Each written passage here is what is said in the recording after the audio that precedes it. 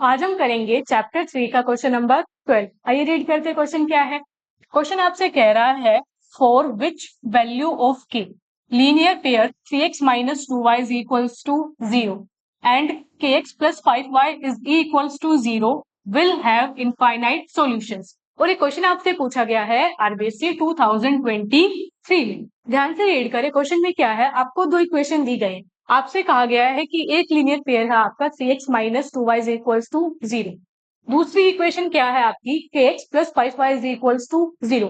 Then आपसे पूछा गया, आप बताइए k की ऐसी कौन सी वैल्यू होगी जिसके लिए ये जो आपका लीनियर पेयर है उसके कैसा सोल्यूशन आएगा, इनफाइनाइट सोल्यूशन आएगा। तो देखिए, हम जानते हैं जो इनफाइनाइट सोल्यूशन है, इनफाइनाइट सोल्यूशन के लिए आपकी कंडीशन क्या बनती है, जब आपको लीनियर पेयर ऑफ इक्वेशन दिया जाता है वो होता है आपका a1 upon a2 is equals to b1 upon b2 further equals to c1 upon c2।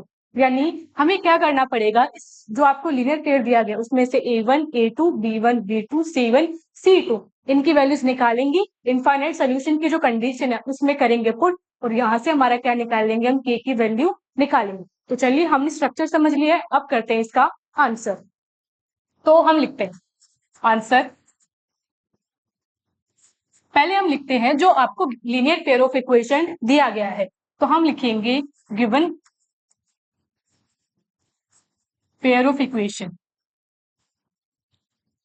जो आपको इक्वेशंस का पेयर दिया गया है वो क्या दिया गया है, पहला आपका है 3x minus 2y equal to 0। दूसरा पेयर क्या है kx plus 5y equal to 0। ये क्या है, वो लीनियर पेयर ऑफ इक्वेशन है जो आपको क्वेश्चन में दिए। हमने जस्ट अभी डिस्कस किया कि हमें सबसे पहले क्या करना पड़ेगा, a1 a2 b1 b2 c1 c2 इनकी वैल्यूज निकालनी है। तो चलिए उनकी वैल्यूज निकालते हैं। वैल्यूज निकालने के लिए देखिए, हम जानते हैं कि जो आपकी स्टैंडर्ड फॉर्म होती है लीनियर पेयर की, standard form of linear pair of equations, जो स्टैंडर्ड फॉर्म है लीनियर पेयर ऑफ इक्वेशन की, वो आपकी क्या होती है, वो होती है हमारी a1x। क्या होती है वो, a1x plus b1y plus c1 is equals to 0 and a2x plus b2y plus c2 is equals to 0। अब यहाँ पे जो स्टैंडर्ड पेयर है वो क्यों लिखा गया है, ताकि हम यहाँ से इजिली कंपेयर करके क्या बता सके कि आपका a1 क्या है, b1 क्या है, c1 क्या है, सिमिलरली a2 क्या है, b2 क्या है और c2 क्या है। तो चलिए हम लिखते हैं उन कंपेयरिंग हमें क्या मिला जब आपने कंपेयर किया। आप अगर आप कंपेयर करें a1x को पहली इक्वेशन से, a1x तो यहाँ से a1 की जो वैल्यू वो हमें क्या मिलती है 3, तो हमें मिला a1 की क्या वैल्यू मिली हमें 3। आगे देखें b1y, y के साथ कौन है माइनस का 2, तो यानी जो b1 है वो आपका क्या निकल के आता है माइनस का 2। तो हमने लिखा कि जो b1 है वो क्या है आपका माइनस का 2। आगे क्या होता है प्लस का c1, पर यहाँ देखें तो प्लस में कुछ भी नहीं। इसका क्या मतलब है, इसका मतलब है कि जो c1 है, c1 की वैल्यू क्या है हमारी 0। तो हमने लिखा कि जो c1 है वो क्या है 0। आगे देखिए, अब सेकेंड इक्वेशन पे आते हैं। सेकेंड इक्वेशन में क्या होता है, जो x के साथ मल्टीप्लाई है वो आपका क्या होता है a2। यहाँ पे x के साथ में कौन मल्टीप्लाई है कि, यानी जो a2 है, a2 की क्या वैल्यू आ गई हमारी k। तो हमने लिखा कि जो आपका a2 है वो आपका क्या आया है k। फर्दर सेकेंड इक्वेशन में जो y के साथ मल्टीप्लाई होता है वो आपका कौन होता है b2। या y के साथ में कौन मल्टीप्लाई है आपका 5। तो हम क्या कहेंगे कि जो b2 है वो आपका कितना आया है 5। देन जो सेकेंड इक्वेशन में आपका कांस्टेंट टर्म होता है उसे आप क्या कहते हैं c2। यहाँ पे देखा जाए तो उसके आगे प्लस में कुछ भी नहीं है, प्लस में कुछ भी नहीं है। इसका क्या मतलब है कि यहाँ जो c2 है, c2 की क्या वैल्यू होगी हमारा 0। तो हमने लिखा c2 की क्या वैल्यू आ गई 0। अब हमें हमारी सारी वैल्यूज मिल चुकी हैं। तो अब क्योंकि क्वेश्चन ने आपसे क्या कहा था, इनफाइनाइट सोल्यूशन की कंडीशन पे बताना, तो हम लिखते हैं इनफाइनाइट सोल्यूशन की कंडीशन। हमने लिखा वी नो दैट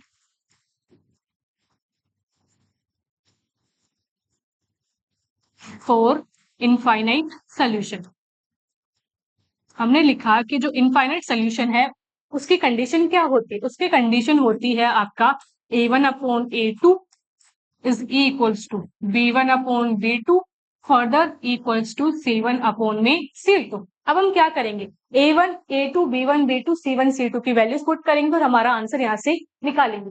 A1 की वैल्यू हमारी क्या आई है, A1 की वैल्यू आई है 3।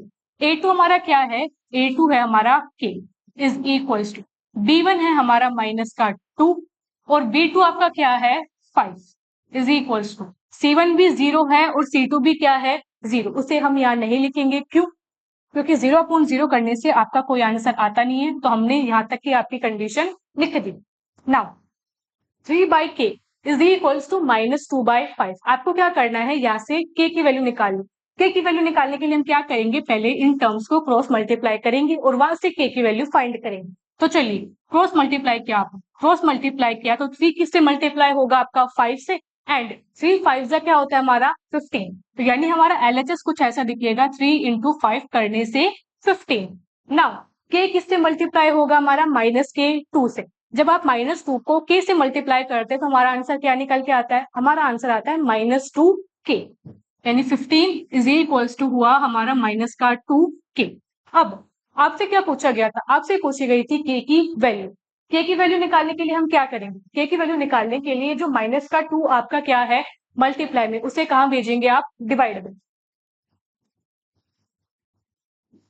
तो इसे डिवाइड में भेजा तो वो आपका क्या आया 15, 2 गया डिवाइड में -2। या फिर आप इसे कैसे भी लिख सकते हैं, आप इसे लिख सकते हैं -15/2। और ये हो जाता है हमारे इस क्वेश्चन का कंप्लीट आंसर, जो कि क्या था, k की वैल्यू फाइंड करना, और k की वैल्यू हमारी क्या आई है -15/2।